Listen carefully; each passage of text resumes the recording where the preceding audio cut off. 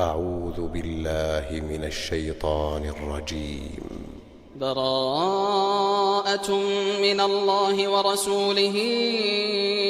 إلى الذين عاهدتم من المشركين فسيحوا في الأرض 4 أشهر واعلموا أنكم غير معجز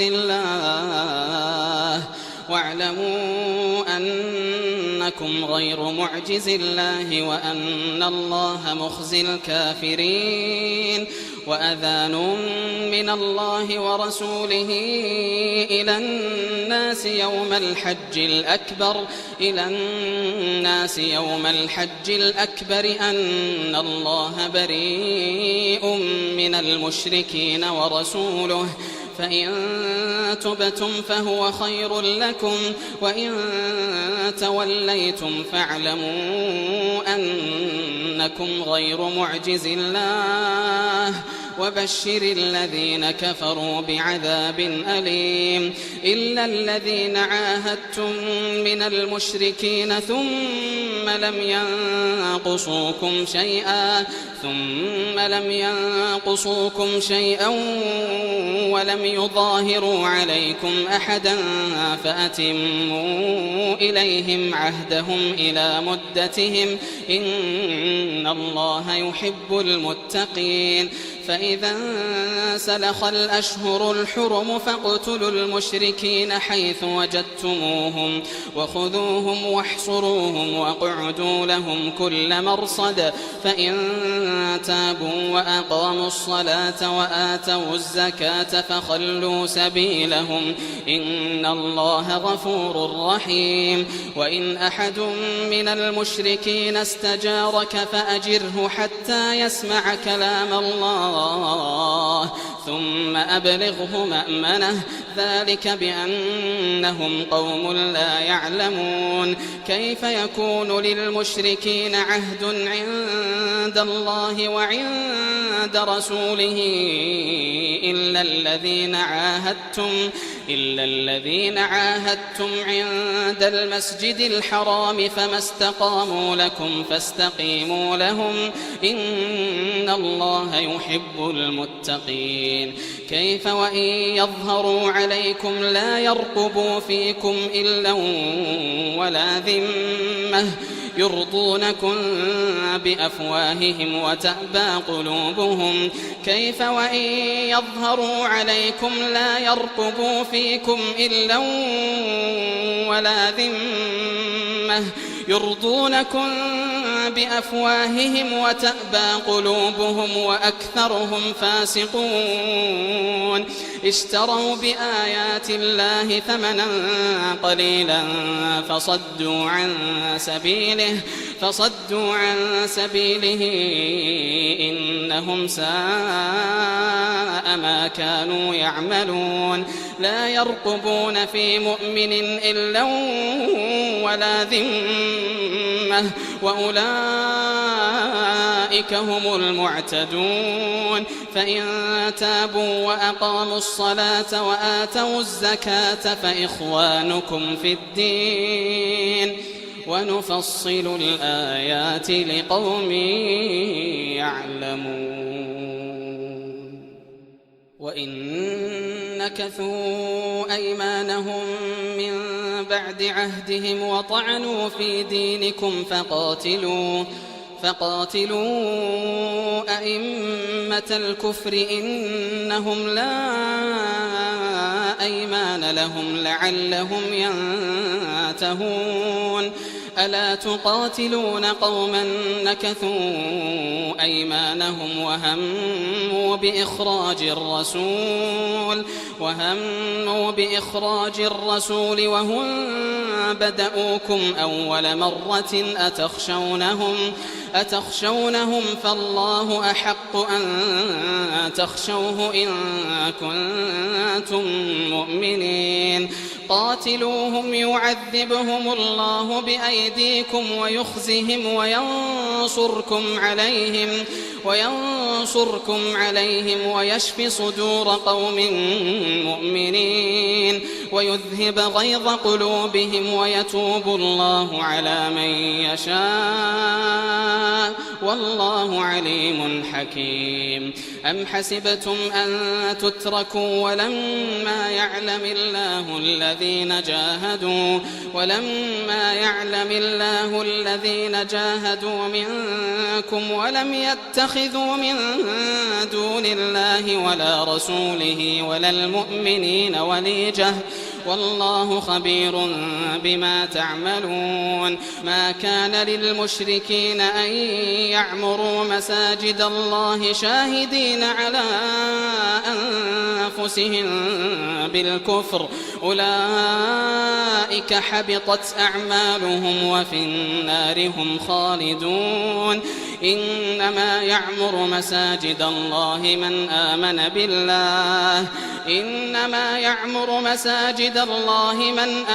بالله واليوم الآخر وأقام الصلاة وآتى الزكاة ولم يخش إلا الله فعسى أولئك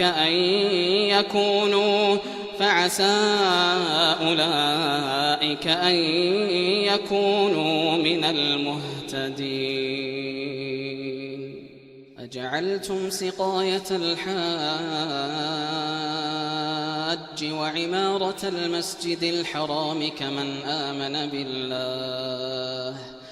كمن آمن بالله واليوم الآخر وجاهد في سبيل الله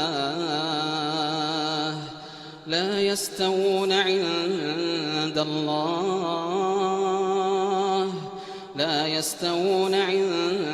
الله والله لا يهدي القوم الظالمين. الذين آمنوا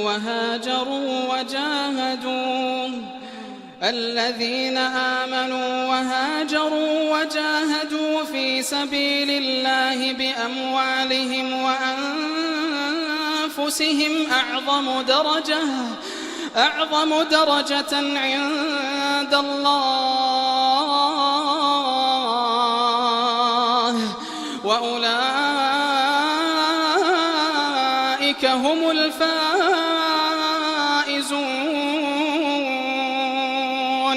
الذين آمنوا وهاجروا وجاهدوا في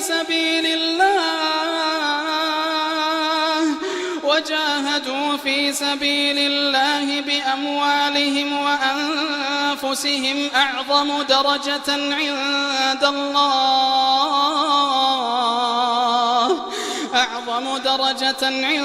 الله وأولئك هم الفائزون. يبشرهم ربهم برحمة منه ورضوان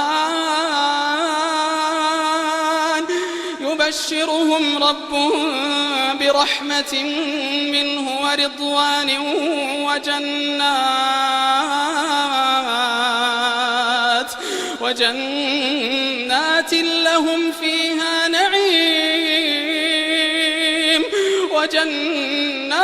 لهم فيها نعيم مقيم. يبشرهم ربهم برحمة منه ورضوان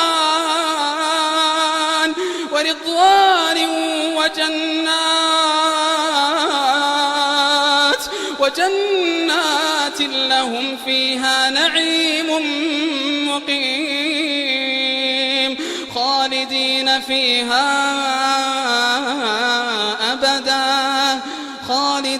فيها أبدا إن الله عنده أجر عظيم. يا أيها الذين آمنوا لا تتخذوا آباءكم وإخوانكم لا تتخذوا آباءكم وإخوانكم أولياء إن استحبوا الكفر على الإيمان ومن يتولهم منكم فأولئك هم الظالمون قل إن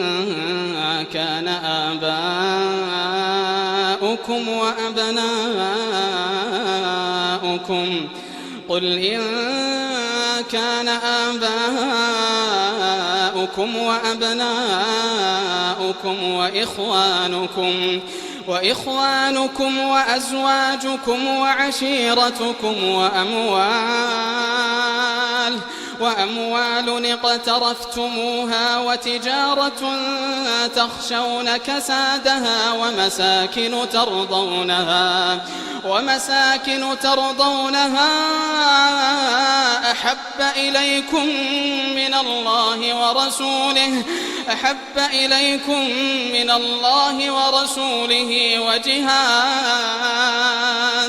وجهاد في سبيله فتربصوا حتى يأتي الله بأمره قل إن كان آباؤكم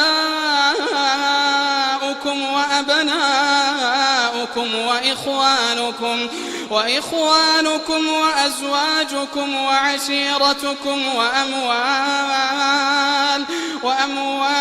اقترفتموها وتجارة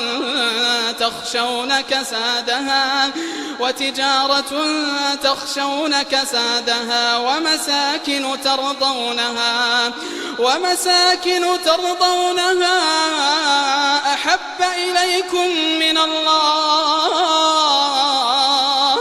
أحب إليكم من الله ورسوله وجهاد في سبيله فتربصوا حتى يأتي الله بأمره والله لا يهدي القوم الفاسقين لقد نصركم الله في مواطن كثيرة ويوم حنين إذ أعجبتكم كثرتكم فلم تغن عنكم شيئا وضاقت عليكم الأرض بما رحبت ثم وليتم مدبرين ثم أنزل الله سكينته على رسوله وعلى المؤمنين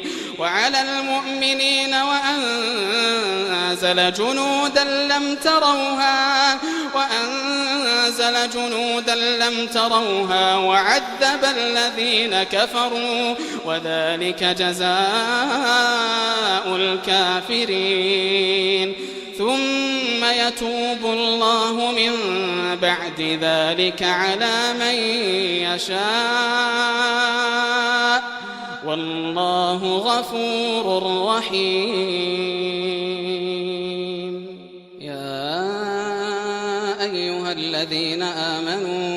يا أيها الذين آمنوا إنما المشركون نجس فلا يقربوا المسجد الحرام بعد عامهم هذا وإن خفتم عيلة فسوف يغنيكم الله من فضله إن شاء إن الله عليم حكيم قاتلوا الذين لا يؤمنون بالله ولا باليوم الآخر ولا يحرمون ما حرم الله ورسوله ولا يدينون دين الحق من الذين أوتوا الكتاب حتى يعطوا الجزية عن يد وهم صاغرون وقالت اليهود عزير ابن الله وقالت النصارى المسيح ابن الله ذلك قولهم بأفواههم يضاهئون قول الذين كفروا من قبل قاتلهم الله أنى يؤفكون اتخذوا أحبارهم ورهبانهم أربابا من دون الله والمسيح ابن مريم وما أمروا إلا ليعبدوا إلها واحدا لا إله إله إلا هو سبحانه عما يشركون يريدون أن يطفئوا نور الله بأفواههم ويأبى الله إلا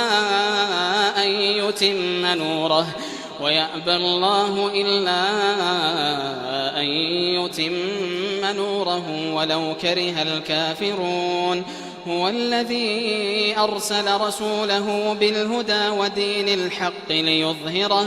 ودين الحق ليظهره على الدين كله ولو كره المشركون يا أيها الذين آمنوا إن كثيرا من الأحبار والرهبان ليأكلون أموال الناس بالباطل ويصدون عن سبيل الله والذين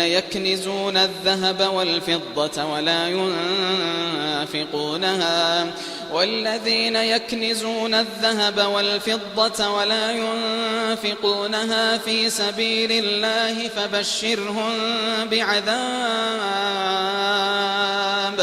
فبشرهم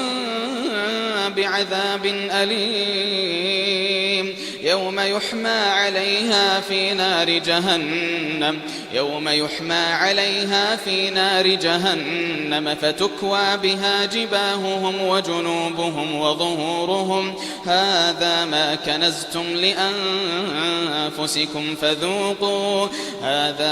كنزتم لأنفسكم فذوقوا ما كنتم تكنزون إن عدة الشهور عند الله 12 شهرا في كتاب الله يوم خلق السماوات والأرض منها 4 حرم ذلك الدين القيم فلا تظلموا فيهن أنفسكم وقاتلوا المشركين كافة كما يقاتلونكم كافة واعلموا أن الله مع المتقين إنما النسيء زيادة في الكفر يضل به الذين كفروا يحلونه عاما ويحرمونه عاما ليواطئوا عدة ما حرم الله فيحلوا ما حرم الله زين لهم سوء أعمالهم والله لا يهدي القوم الكافرين يا أيها الذين آمنوا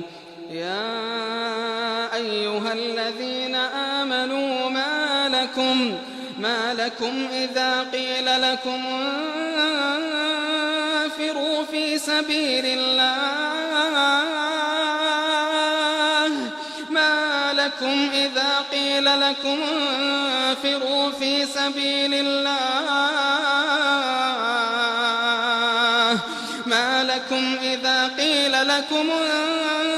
انفروا في سبيل الله اثاقلتم إلى الأرض أرضيتم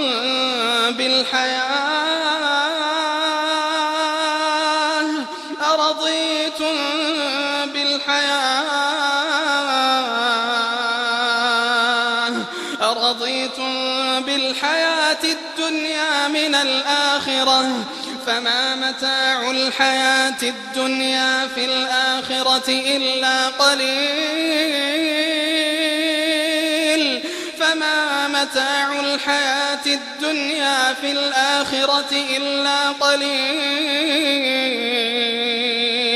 إلا تنفروا يعذبكم عذابا أليما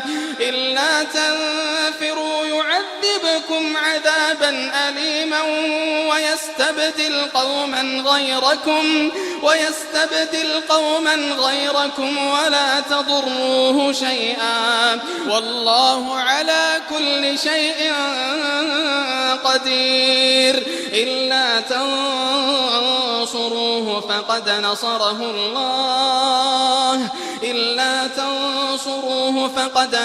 الله إذ أخرجه الذين كفروا ثاني اثنين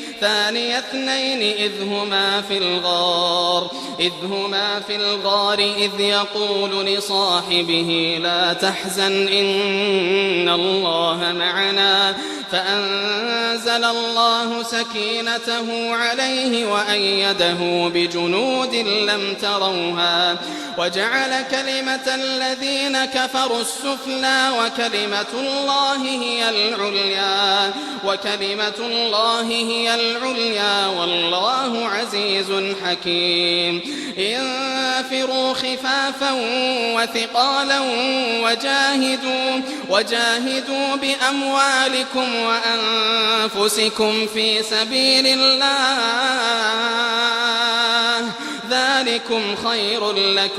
ذلكم خير لكم إن كنتم تعلمون لو كان عرضا قريبا وسفرا قاصدا لاتبعوك ولكن بعدت عليهم الشقة وسيحلفون بالله لو استطعنا لخرجنا معكم يهلكون أنفسهم والله يعلم إنهم لكاذبون عفى الله عنك لما أذنت لهم حتى يتبين لك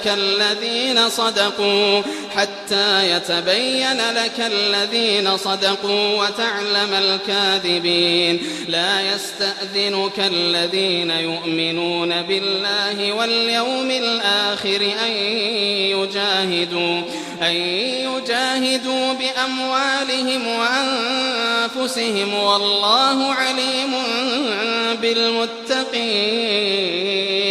إنما يستأذنك الذين لا يؤمنون بالله واليوم الآخر وارتابت قلوبهم فهم في ريبهم يترددون ولو أرادوا الخروج لأعدوا له عدة ولكن كره الله بعاثهم فثبطهم وقيل اقعدوا مع القاعدين لو خرجوا فيكم ما زادوكم إلا خبالا ولأوضعوا خلالكم يبغونكم الفتنة وفيكم سماعون لهم والله عليم بالظالمين لقد ابتغوا الفتنة من قبل وقلبوا لك الأمور حتى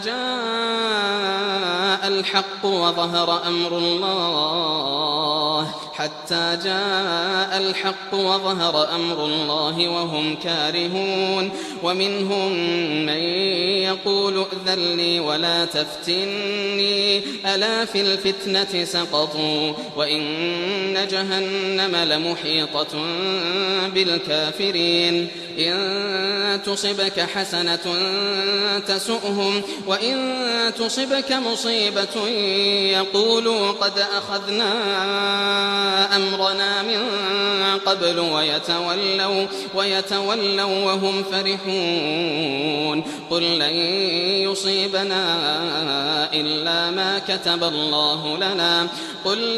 يصيبنا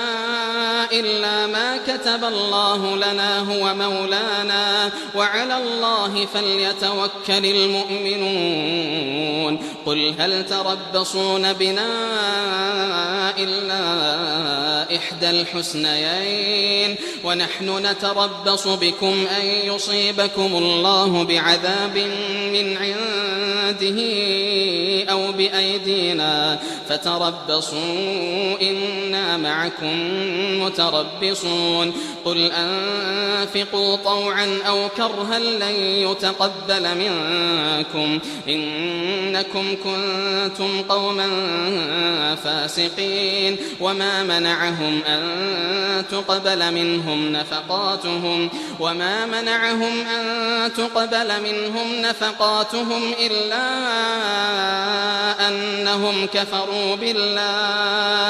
إلا أنهم كفروا بالله وبرسوله ولا يأتون الصلاة إلا وهم كسالى ولا ينفقون إلا وهم كارهون فلا تعجبك أموالهم ولا أولادهم إنما يريد الله ليعذبهم بها في الحياة الدنيا وتزهق أنفسهم وهم كافرون ويحلفون بالله إنهم لمنكم وما هم منكم ولكنهم قوم يفرقون لو يجدون ملجأ أو مغارات أو مدخلا لولوا إليه وهم يجمحون ومنهم من يلمزك في الصدقات فإن أعطوا منها رضوا وإن لم يعطوا منها إذا هم يسخطون ولو أنهم رضوا ما آتاهم الله ورسوله وقالوا حسبنا الله سيؤتينا الله من فضله ورسوله إنا إلى الله راغبون إنما الصدقات للفقراء والمساكين والعاملين عليها والمؤلفة قلوبهم وفي الرقاب والغارمين وفي سبيل الله وابن السبيل فريضة من الله والله عليم حكيم ومنهم الذين يؤذون النبي ويقولون هو أذن قل أذن خير لكم يؤمن بالله ويؤمن للمؤمنين ورحمة للذين آمنوا منكم والذين يؤذون رسول الله لهم عذاب أليم يحلفون بالله لكم ليرضوكم والله ورسوله أحق أن يرضوه إن كانوا مؤمنين ألم يعلموا أنه من يحادد الله ورسوله فأن له نار جهنم خالدا فيها ذلك الخزي العظيم يحذر المنافقون أن تنزل عليهم سورة تنبئهم بما في قلوبهم قل استهزئوا إن الله مخرج ما تحذرون ولئن سألتهم ليقولن إنما كنا نخوض ونلعب قل أبالله وآياته ورسوله كنتم تستهزئون قل أبالله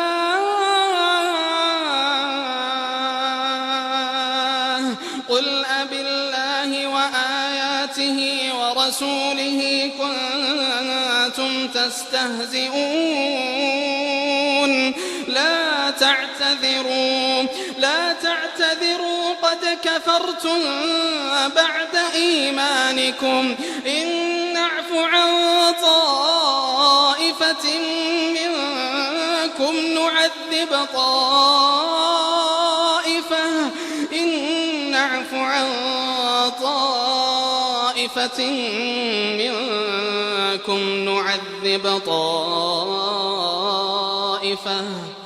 نعذب طائفة بأنهم كانوا مجرمين. المنافقون والمنافقات بعضهم من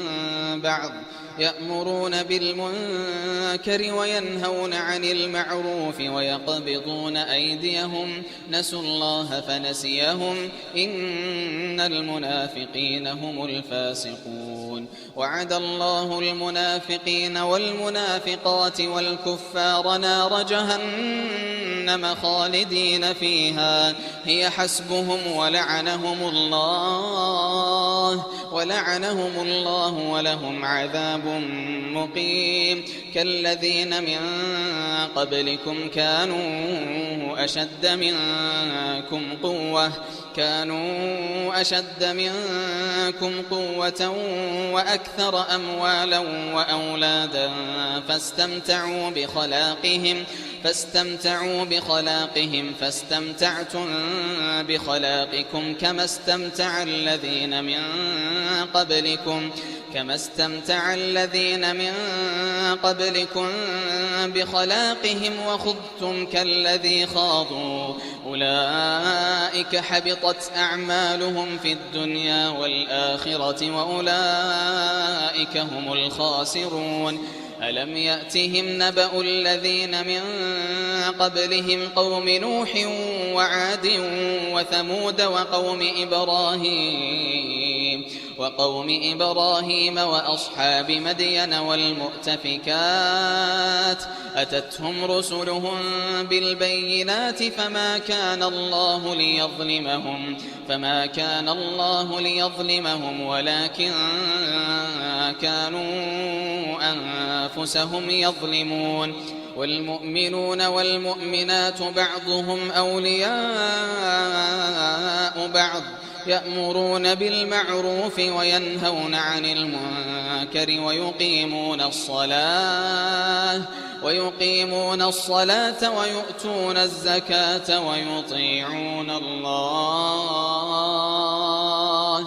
ويطيعون الله ورسوله. والمؤمنون والمؤمنات بعضهم أولياء بعض يأمرون بالمعروف وينهون عن المنكر ويقيمون الصلاة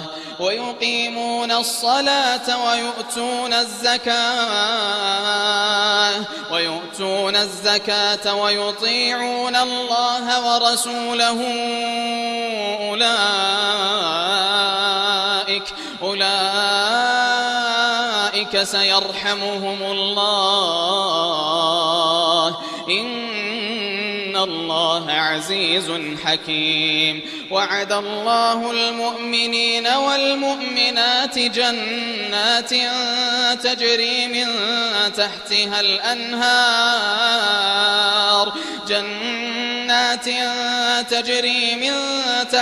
الأنهار خالدين فيها ومساكن طيبة في جنات عدن ورضوان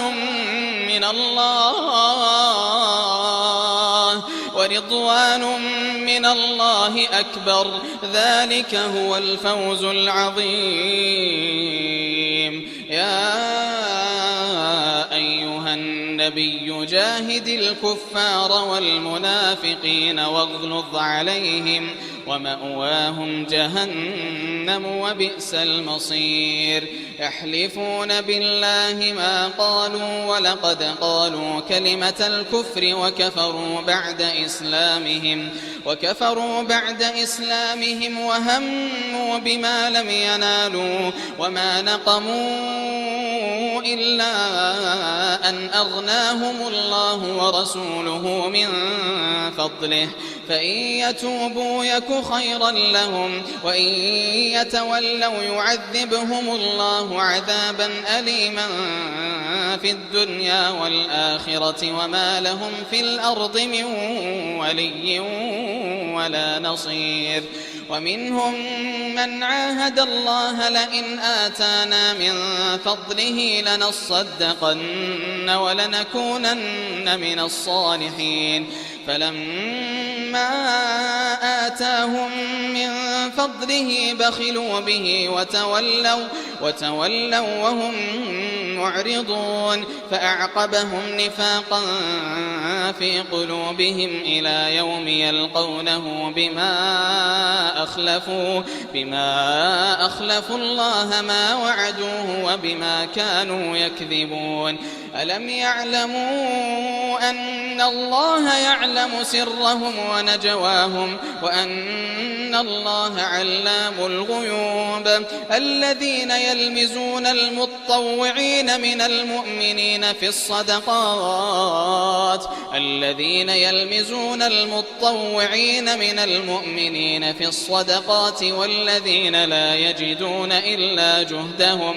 والذين لا يجدون إلا جهدهم فيسخرون منهم سخر الله منهم ولهم عذاب أليم استغفر لهم أو لا تستغفر لهم إن تستغفر لهم 70 مرة فلن يغفر الله لهم ذلك بأنهم كفروا بالله ورسوله والله لا يهدي القوم الفاسقين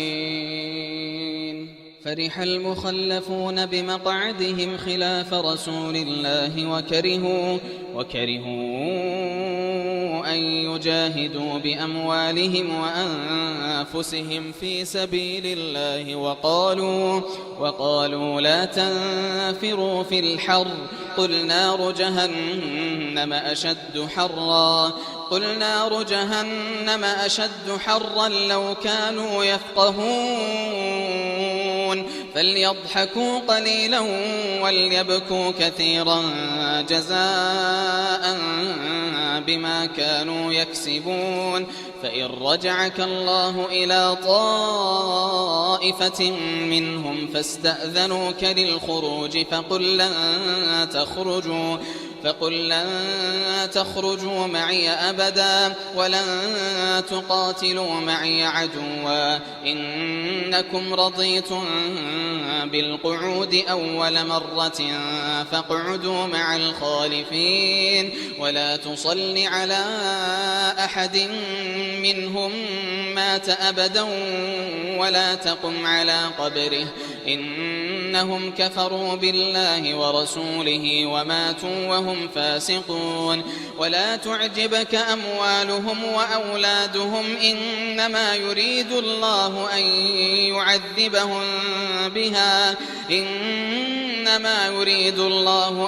يعذبهم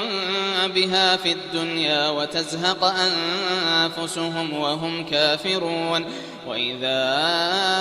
أنزلت سورة أن آمنوا بالله وجاهدوا مع رسوله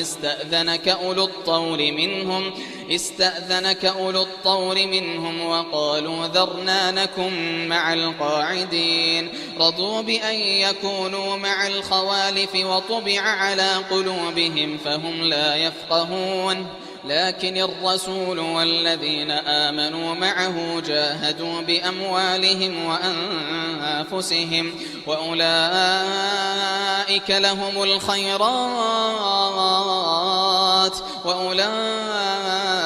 لهم الخيرات وأولئك هم المفلحون أعد الله لهم جنات تجري من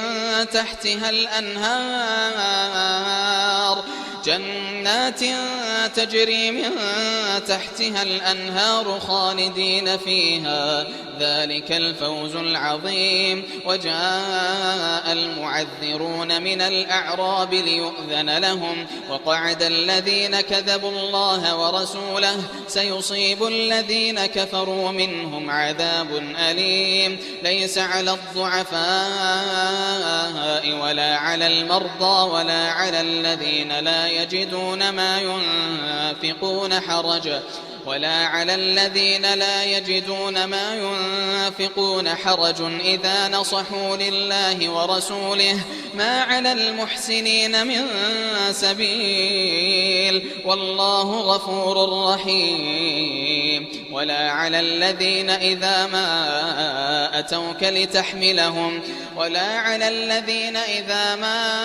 أتوك لتحملهم قلت لا أجد ما أحملكم عليه تولوا وأعينهم تفيض من الدمع حزنا ألا يجدوا ما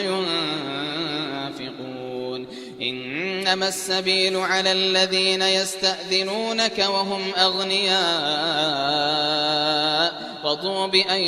يكونوا مع الخوالف وطبع الله على قلوبهم فهم لا يعلمون. يعتذرون إليكم إذا رجعتم إليهم قل لا تعتذروا لن نؤمن لكم قد نبأنا الله من أخباركم وسيرى الله عملكم ورسوله ثم تردون إلى عالم الغيب والشهادة فينبئكم بما كنتم تعملون. سيحلفون بالله لكم إذا انقلبتم إليهم لتعرضوا عنهم فأعرضوا عنهم إنهم رجس ومأواهم جهنم جزاء بما كانوا يكسبون. يحلفون لكم لترضوا عنهم فإن ترضوا عنهم فإن الله لا يرضى عن القوم الفاسقين. الأعراب أشد كفرا ونفاقا وأجدر أن لا يعلموا حدود ما أنزل الله على رسوله والله عليم حكيم. ومن الأعراب من يتخذ ما ينفق مغرما ويتربص بكم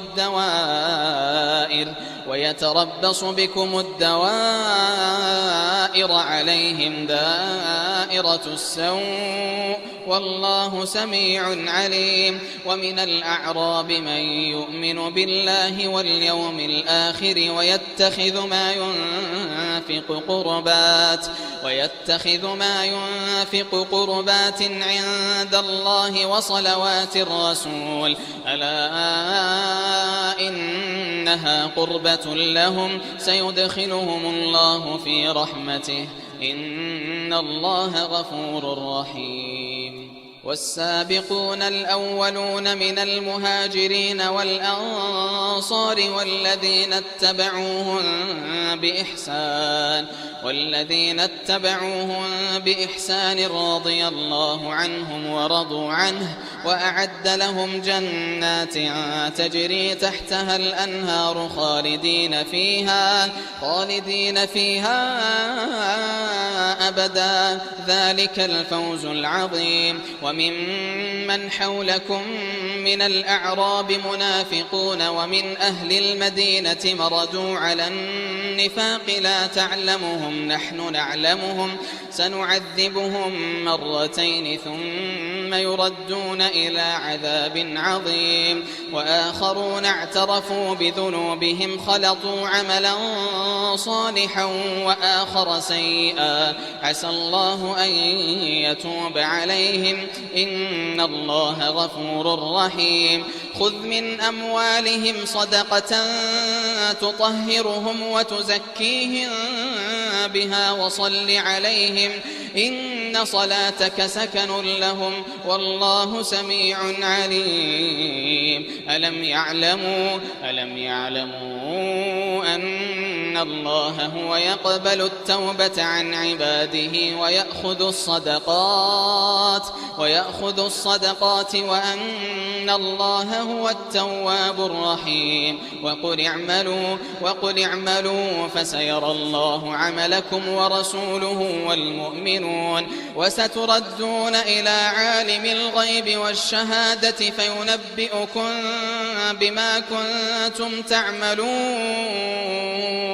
وآخرون مرجون لأمر الله إما يعذبهم وإما يتوب عليهم والله عليم حكيم. والذين اتخذوا مسجدا ضرارا وكفرا وتفريقا بين المؤمنين وإرصادا لمن حارب الله ورسوله من قبل وليحلفن إن أردنا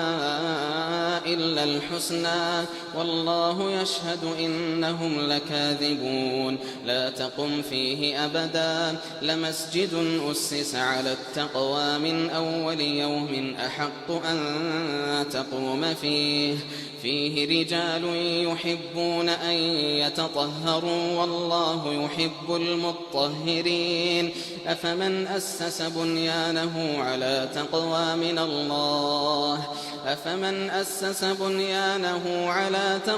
من الله ورضوان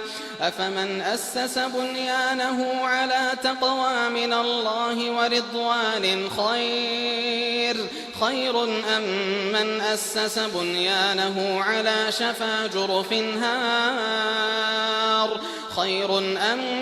أسس بنيانه على شفا جرف نار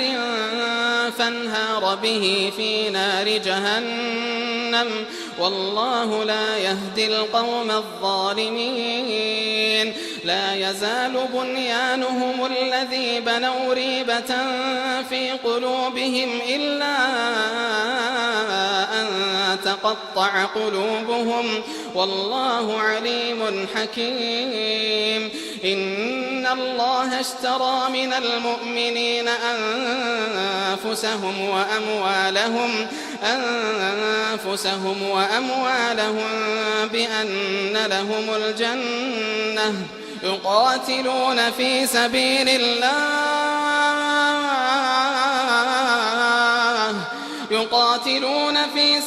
الله فيقتلون ويقتلون.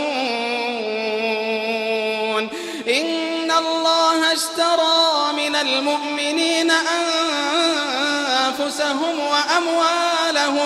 وأموالهم بأن لهم الجنة يقاتلون في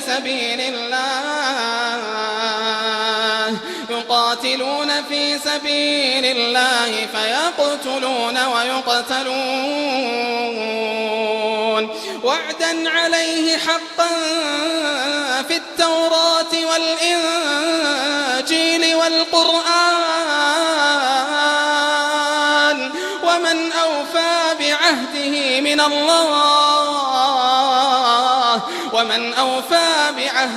من الله فاستبشروا ببيعكم الذي بايعتم به وذلك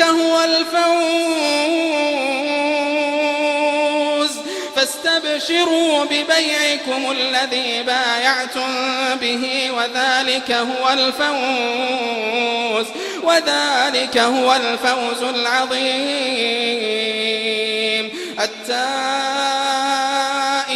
العابدون الحامدون السائحون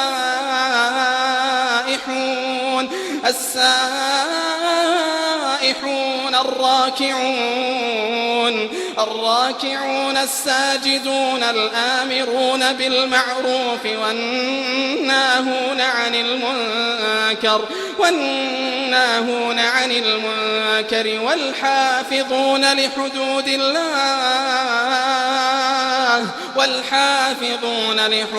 الله وبشر المؤمنين. ما كان للنبي والذين آمنوا أن يستغفروا للمشركين ولو كانوا أولي قربى من بعد ما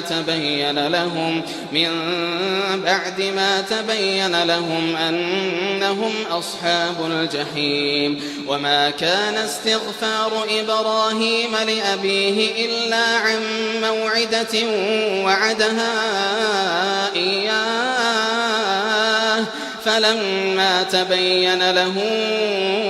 أنه عدو لله تبرأ منه إن إبراهيم لأواه حليم وما كان الله ليضل قوما بعد إذ هداهم حتى يبين لهم ما يتقون إن الله بكل شيء عليم إن الله له ملك السماوات والأرض